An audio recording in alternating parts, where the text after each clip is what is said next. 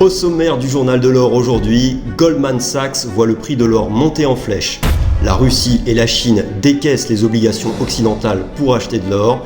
Et les chèques inflation pleuvent de partout. Allez, c'est parti!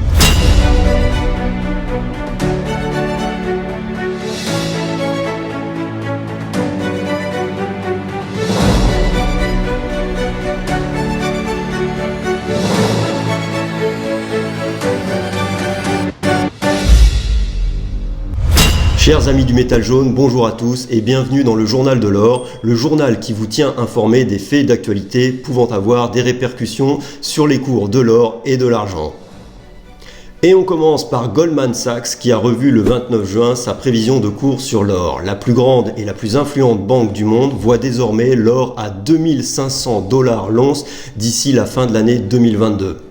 L'or se négocie actuellement à 1800 $, cela représente donc rien de moins qu'une hausse de 38% en 6 mois.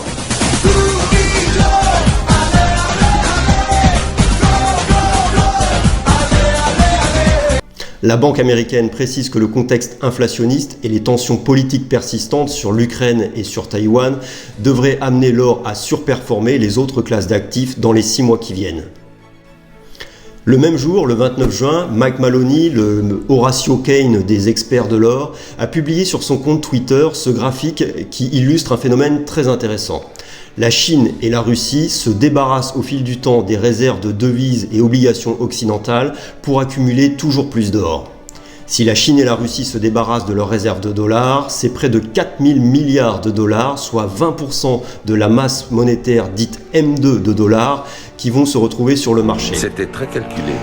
A noter que la Russie a désormais un stock d'or de 2301 tonnes à fin mars 2022 et qu'au rythme où elle accumule, elle devrait très bientôt déloger la France et ses 2436 tonnes d'or de sa 4e place mondiale.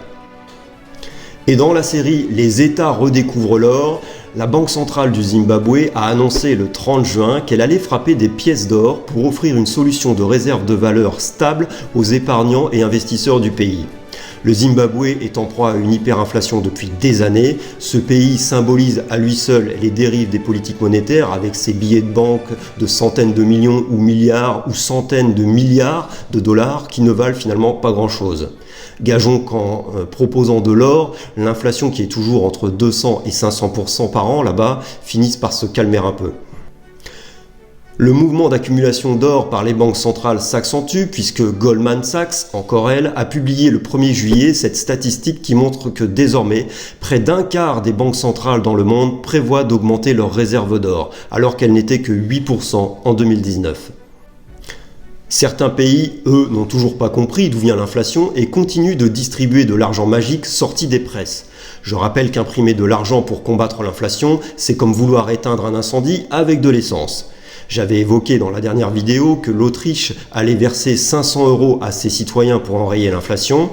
Cette semaine, les cancres monétaires l'ont imité avec l'État de Californie aux États-Unis qui a indiqué qu'un chèque de 1050 $ par personne serait versé à l'automne. Et bien sûr, la France, avec son chèque inflation de 100 € par foyer et 50 € par enfant, dont devraient bénéficier 9 millions de foyers.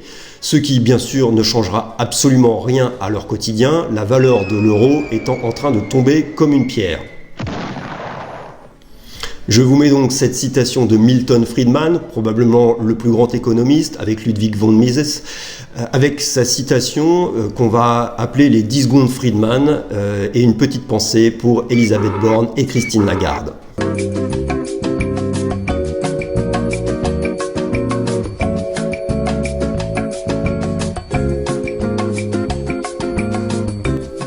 Voilà, c'est tout pour aujourd'hui. Si vous avez aimé, vous mettez un petit pouce bleu ou vous vous fendez d'un petit commentaire. Et si vous avez beaucoup aimé, vous vous abonnez.